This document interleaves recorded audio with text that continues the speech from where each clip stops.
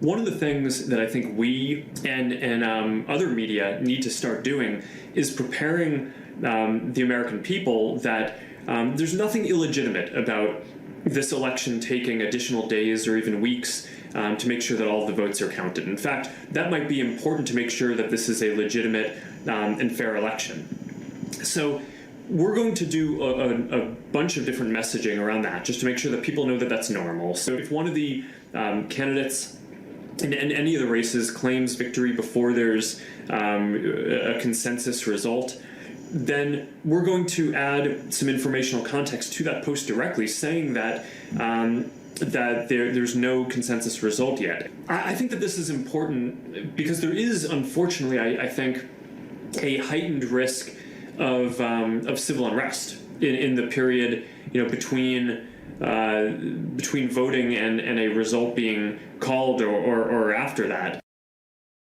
You don't say. Yeah. And we all know who's going to be doing the unrest.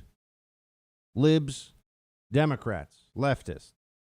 That's where the unrest will come from. Republicans, for better or worse, will be saying, hold on a second, what do the rules tell us? What are our legal remedies right now?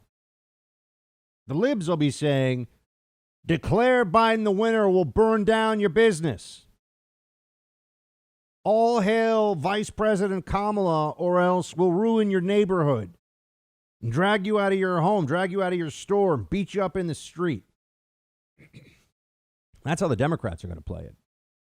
So we all know that. We should get ready for that. We should be prepared. And I have to laugh.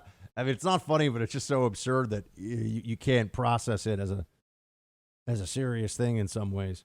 The Democrats saying they're preparing for Republican violence. They're preparing for the GOP to cause problems and take to the streets. Oh, it's as if the last few months haven't really happened. It's as if the country hasn't been going through this already since May. Remember George Floyd? Remember when, if you were a public figure, you had to constantly take a knee and bow and beg for forgiveness? Remember all that?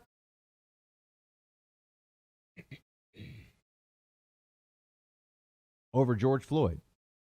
Somebody who no one really gives a whole lot of thought to these days. They don't spend a lot of time thinking about it, do they? No, but that was just the inciting incident. That was the spark for this rapidly spreading fire of unrest and disorder. What happens, as Mark Zuckerberg raises it, what happens if the election at election night you don't have a concession, which you won't have? Biden's not going to concede, not going to do it. Out of spite, if nothing else. It doesn't matter if it's a pro-Trump landslide. Biden won't concede because of mail-in ballots. How many are out there? We don't know. How many got sent in? We don't know.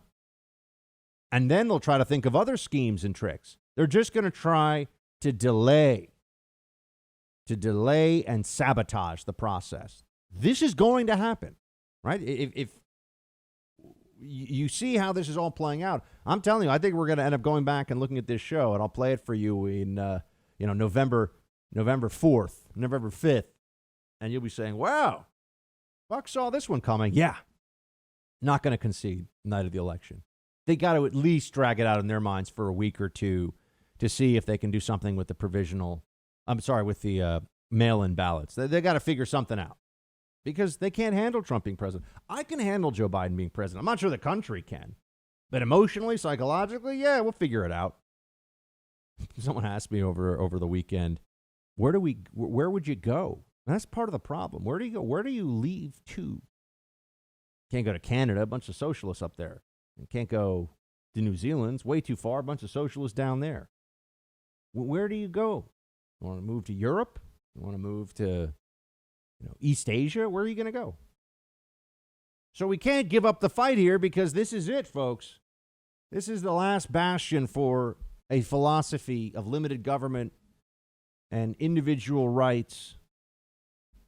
This is we are it. And our influence all over the world is I was going to say a beacon of freedom. Sounds like I'm in a beauty contest somewhere, but it really is inspiring to other people. There's a reason why the Hong Kong protesters were singing our national anthem and waving our American flag.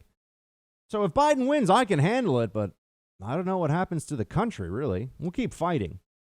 But they can't process a Trump victory. If Trump wins, they will be rolling around in the streets shrieking like a bunch of actual lunatics.